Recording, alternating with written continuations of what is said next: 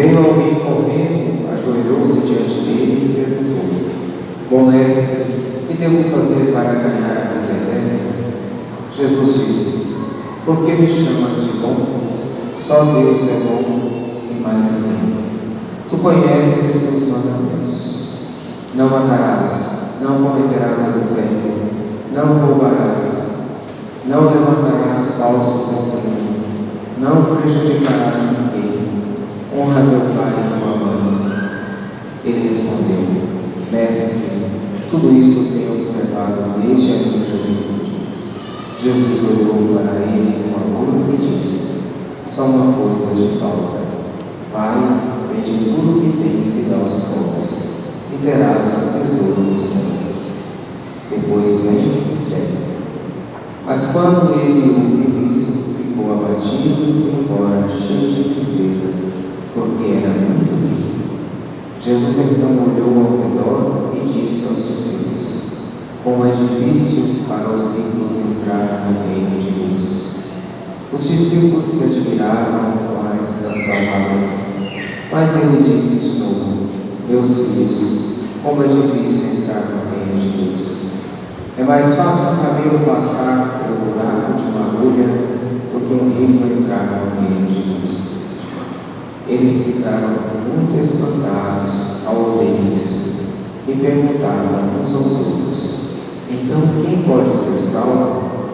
Jesus olhou para eles e disse: Para os homens isso é impossível, mas não para Deus. Para Deus tudo é possível. Pedro então começou a dizer: Eis que nós deixamos tudo e te seguimos. Respondeu Jesus: É verdade vos digo, quem tiver deixado casa, irmãos, irmãs, mãe, pai, filhos, campos, por causa de mim e do Evangelho, receberá 100 vezes mais agora durante esta vida: casa, irmãos, irmãs, mães, filhos e campos, com perseguições, e no mundo futuro a vida eterna. Palavra da salvação. Glória a vós, Senhor.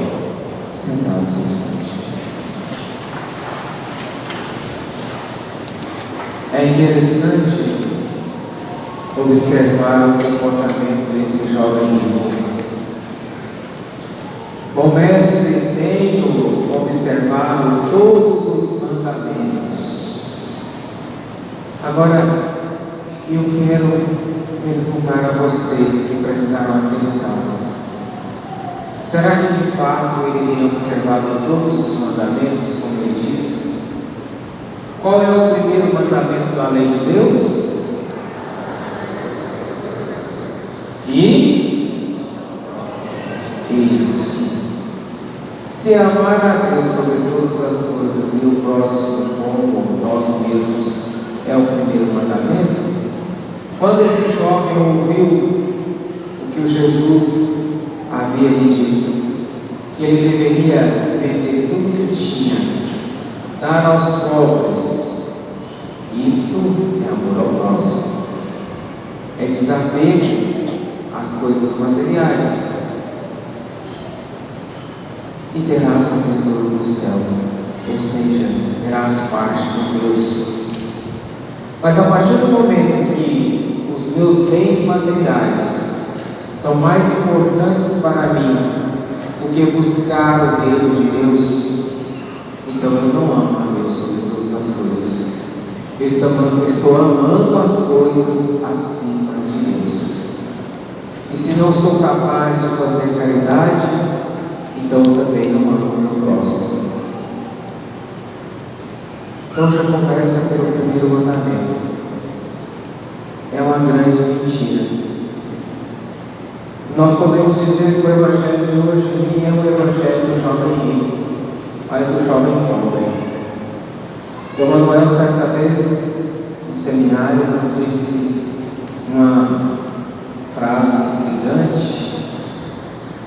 Ele dizia o seguinte: conheci um homem tão pobre, tão pobre, tão pobre, que só tinha dinheiro. E alguém vai dizer assim: mas isso é um absurdo? Quem tem dinheiro não é pobre? É um grande engano. O dinheiro não traz a riqueza que nós pensamos. A riqueza do dinheiro é enganadora. A maior riqueza que nós podemos ter, o dinheiro não compra. Que é a família reunida, é a saúde, é a liberdade. Isso o dinheiro não compra. Isso aí o dinheiro não paga.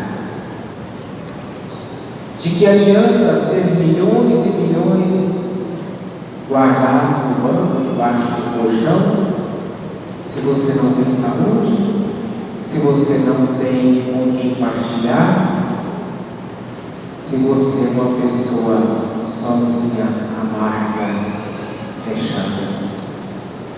Já disse a vocês e repito: tudo que é bom nessa vida só é bom porque é possível ser partilhado. Tudo que é bom fica melhor ainda quando é partilhado. Vocês já viram um bolo de aniversário? Só é bom quando tem muita gente para comer. Mesmo que seja um bolinho pequenininho, agora o povo está ficando meio malandro com esse bolo de aniversário, né? Inventaram os bolos de isopor. Fizeram uma festa de aniversário mais uma vez. Eu assisti ao tamanho do bolo. Cheguei lá, mas era um bolão, estava nessa altura assim, bolo assim, gente do céu. Até que chamar a cidade inteira para comer esse bolo.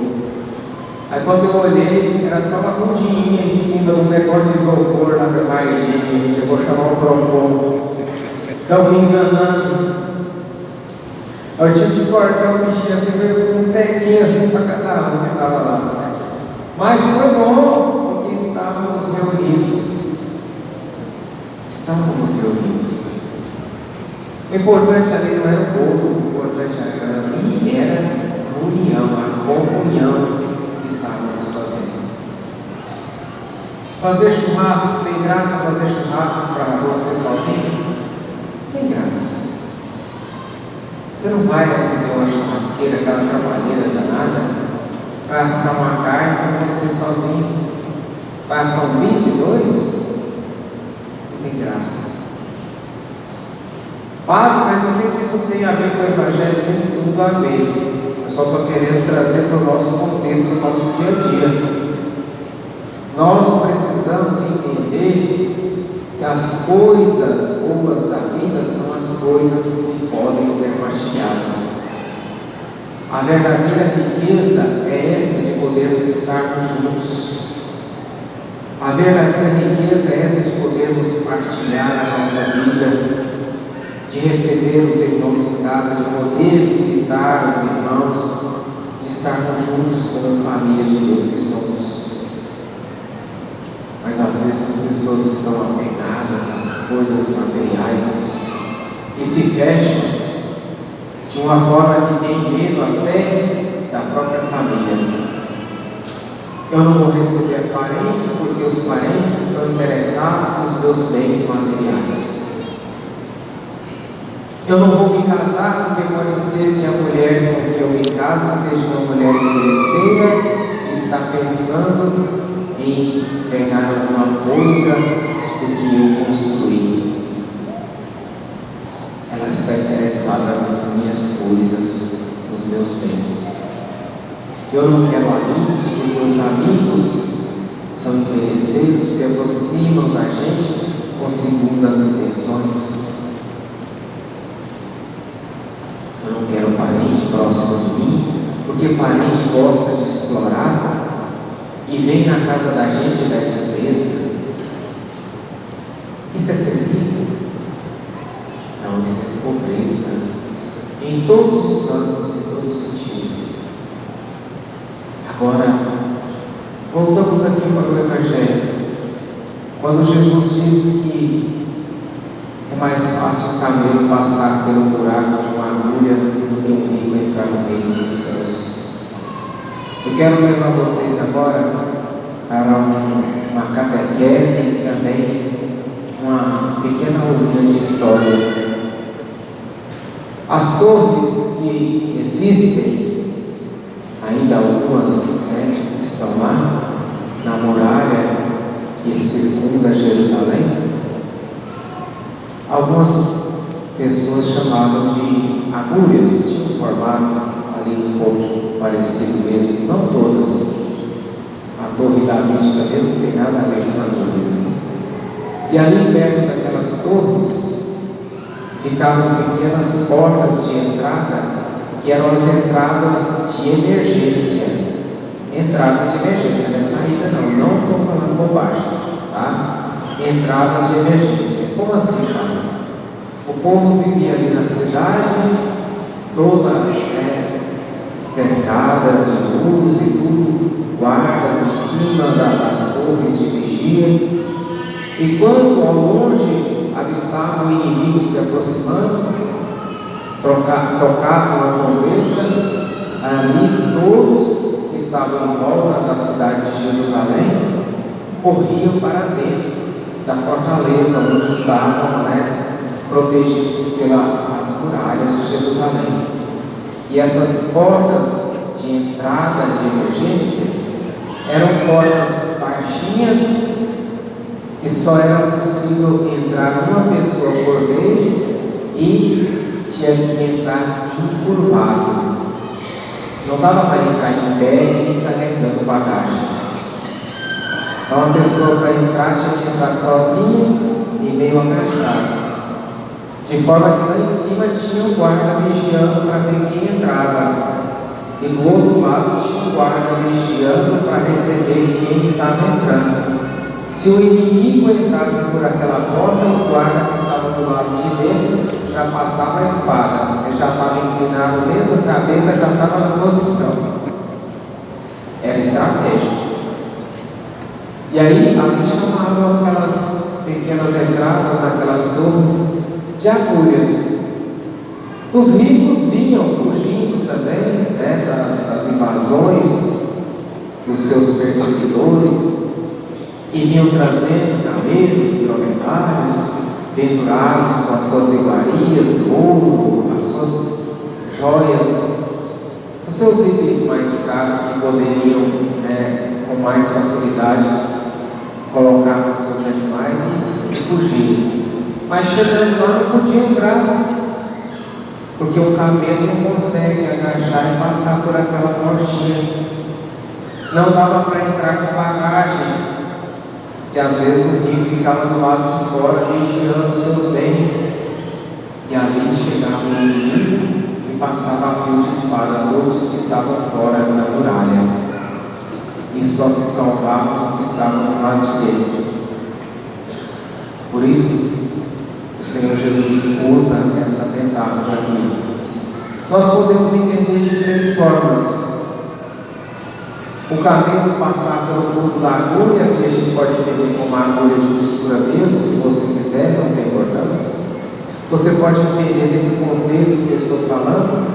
E ainda tem um terceiro contexto, que a palavra camelo também, ela é usada para definir aquela corda que os amigos usavam para poder atracar os porcos, para amarrar ali.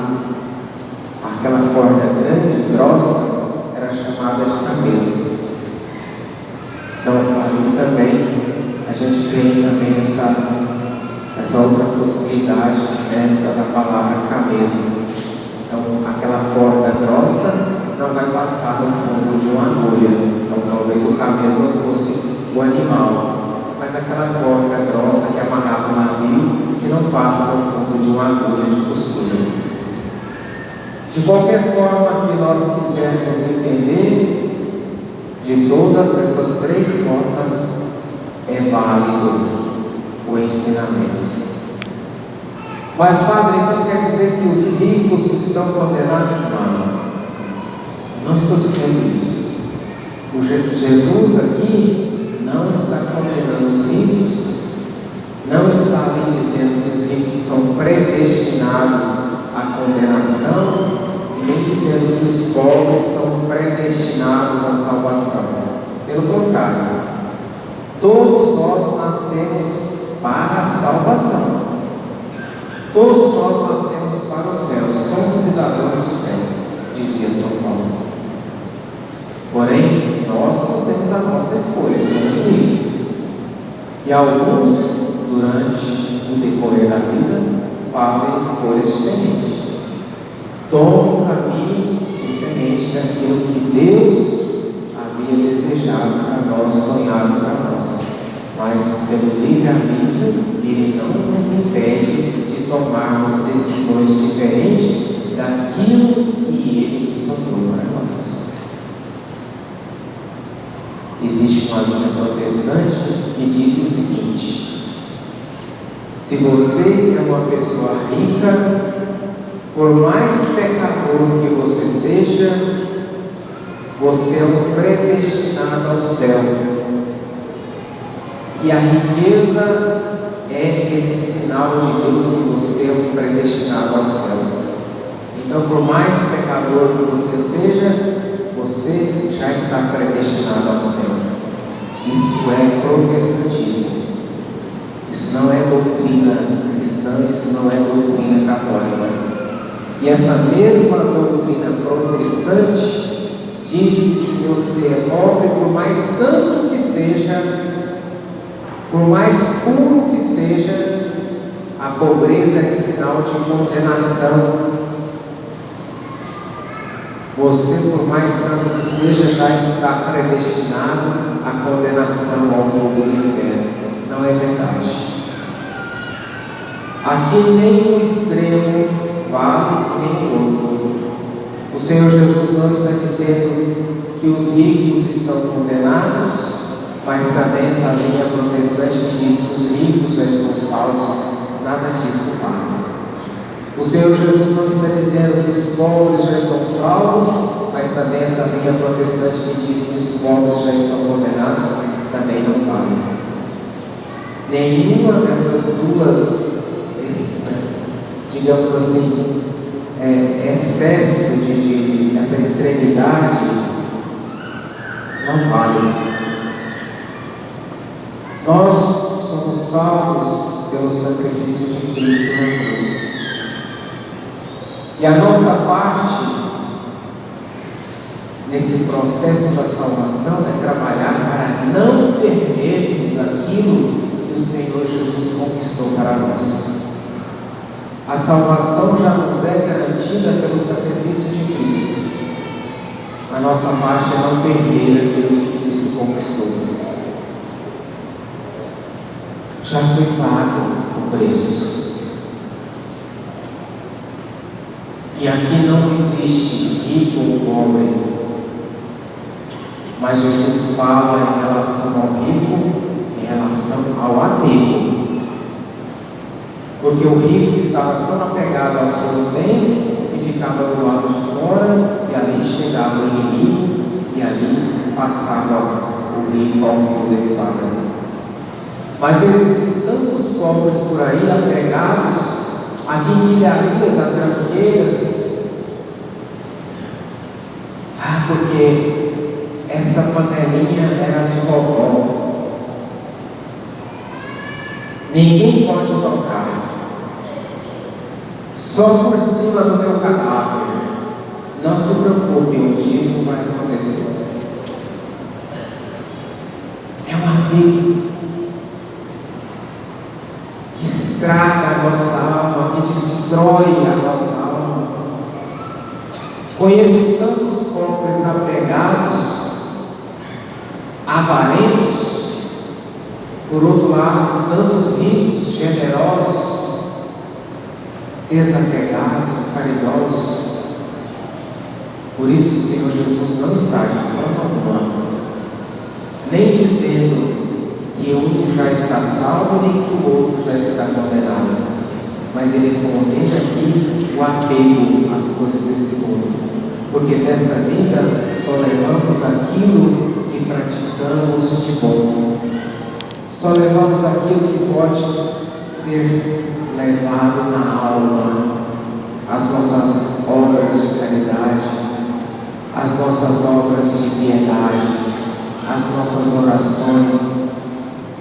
nossa caridade para com o próximo, o bem que praticamos. Desta vida só levamos aquilo que a alma pode levar, o bem que praticamos. Louvado seja nosso Senhor Jesus Cristo.